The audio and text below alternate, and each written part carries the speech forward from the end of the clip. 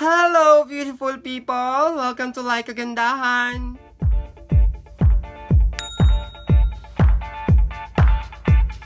Hi everyone! Welcome back! So, bago po ako mag-start, syempre, don't forget po to click the subscribe button, pati na po yung bell para lagi kayong updated and notify sa aking mga bagong video. At syempre po, hindi ko po makakalimutan magpasalamat sa mga nag-subscribe na at sa mga nanood na ng video ko. Thank you po. For today's video po is another makeup challenge again. So, magmi-makeup po ako without using any brush. Ang gagamitin ko lang po is mga daliri. At para naman po sa aking final look, para makita nyo, syempre dapat tapusin nyo po yung aking video hanggang sa dulo. Sana magstay kayo sa panonood. Bago po ako maglagay ng any makeup products, naglinis na po ako ng mukha ko, tapos naglagay na po ako ng moisturizer. So, maglalagay na po ako ng primer. Gagamitin ko po yung Maybelline Baby Skin. Tapos guys, yung primer po ay optional. Naglalagay po ako kasi yung pores ko talaga ang lalaki na ng butas. Tapos, para din po maganda yung lapat ng foundation. And then tapos guys, lalo na pagka yung oily skin ka,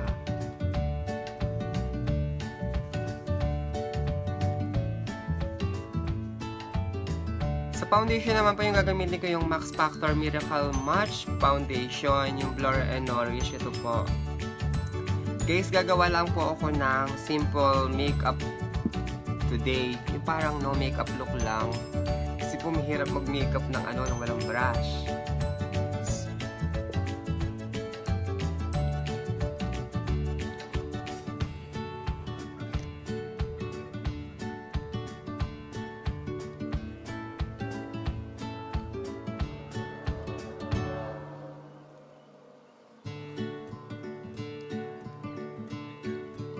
Tapos na ako mag-foundation, lumabas po yung aking sunburn sa noo.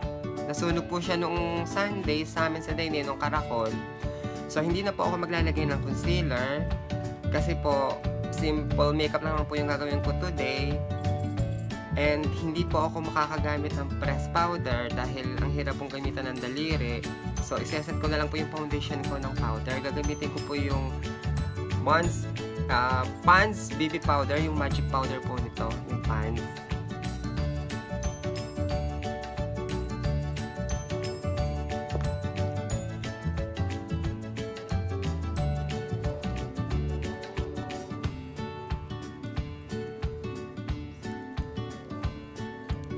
And guys, naset ko na siya ng powder. Mukha naman po siyang natural. Sa malayo, mukha po akong walang foundation. Sa malapit naman po, ganun din po, para po akong walang foundation. So, magkikilay na po ako. Gagamitin ko po yung Laika na eyebrow pencil na light brown. Gusto ko po itong pencil na to kasi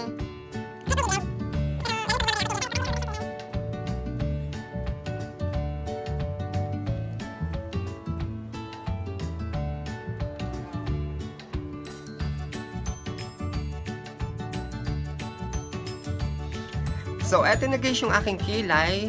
Ang ginamit ko lang po ay eyebrow pencil. Hindi po ako gumamit ng brush. Siyempre, gumamit din po pala ako ng eyebrow contouring. Ito po ginamit ko, yung binili ko sa Lazada. So, ang gagamitin ko pong eyeshadow ay very earth color lang. Kasi nga po, simple makeup lang po yung gagawin ko today. Ang gagamitin ko pong eyeshadow, yung ginamit sa akin ni yung binigay sa akin ni client na eyeshadow na to, yung walang brand name. Kasi po maganda po yung pigment niya. Kahit wala po siyang pangalan. So, doon lang po tayo sa very light color, mga earth color lang na eyeshadow. So, mostly brown, orangey, ganyan. So, kung gagamit po tayo ng daliri sa pag-makeup, ang gagamitin po natin ay yung tatlong daliri na to, yung middle finger, yung ring finger, saka yung pinky, para po wala pong masyadong pores. So, I decided po na gamitin itong tatlong kulay na to, or pati itong isang ito.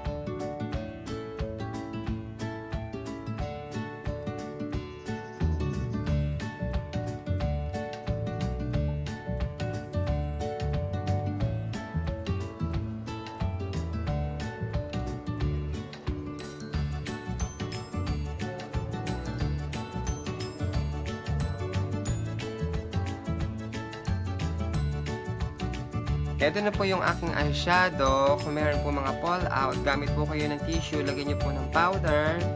Ganyan. Tapos linisin nyo pong ganito ng tissue.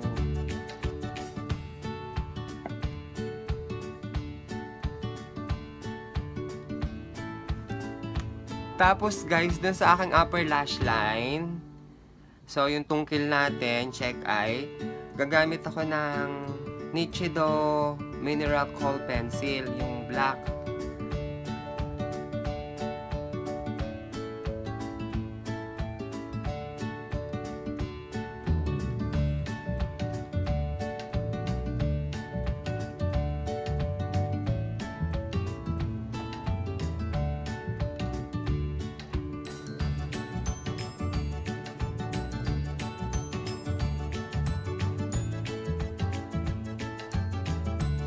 And sa aking lower lash line guys, gagamitin ko yung aking pinky fingers. Maglalagay ako ng smoky effect na konti. Gagamitin ko yung pinaka darker color na napili ko.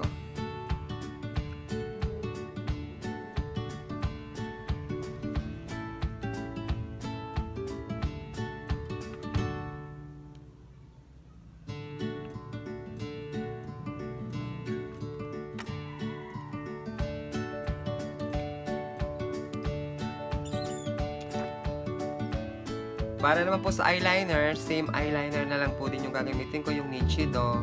Maglalagay po ako sa aking lower lash line or sa eyelid.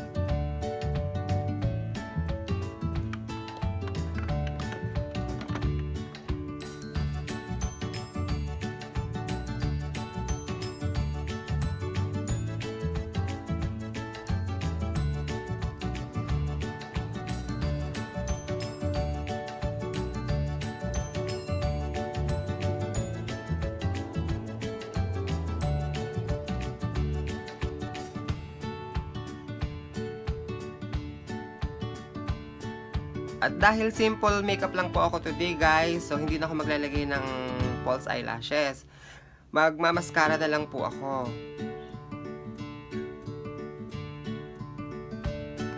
Makita niyo naman guys, nag-curlash na ako. So, mascara na lang po.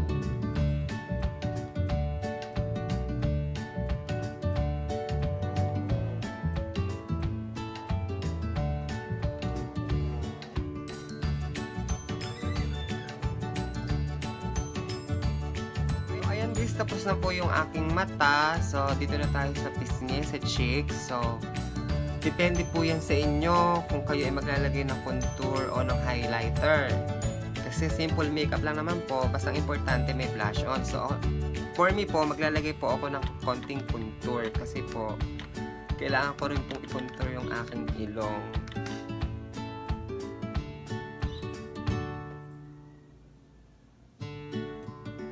Ay, napadami yata.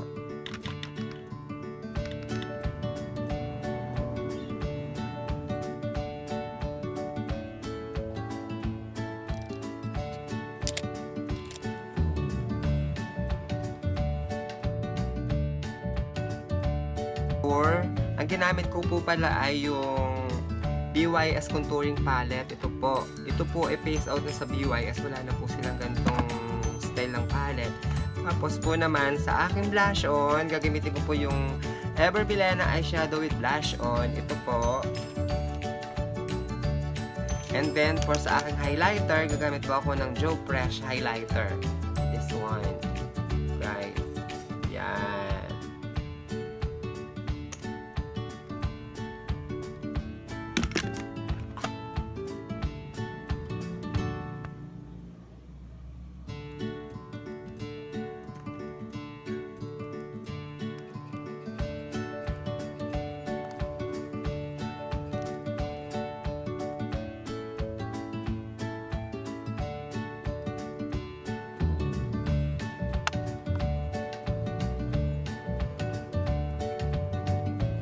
Ayan guys, malapit na akong matapos. Kulang na lang ng lipstick. So, gagamit ako ng Revlon Ultra HD Matte Lip Color.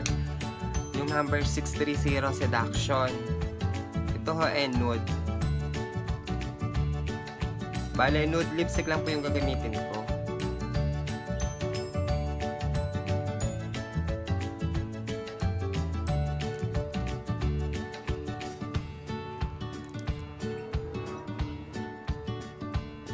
Tapos na po ako mag-makeup gamit ang aking mga daliri.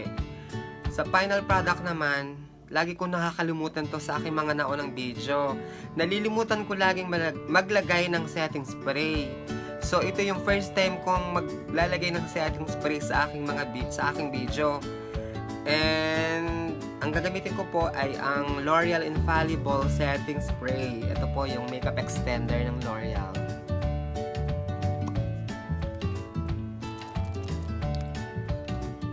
Yung aking final look, ang final result ng aking makeup challenge today using my fingers. Hindi po ako gumamit ng kahit na anong makeup brushes. So ano pong masasabi nyo dyan, guys?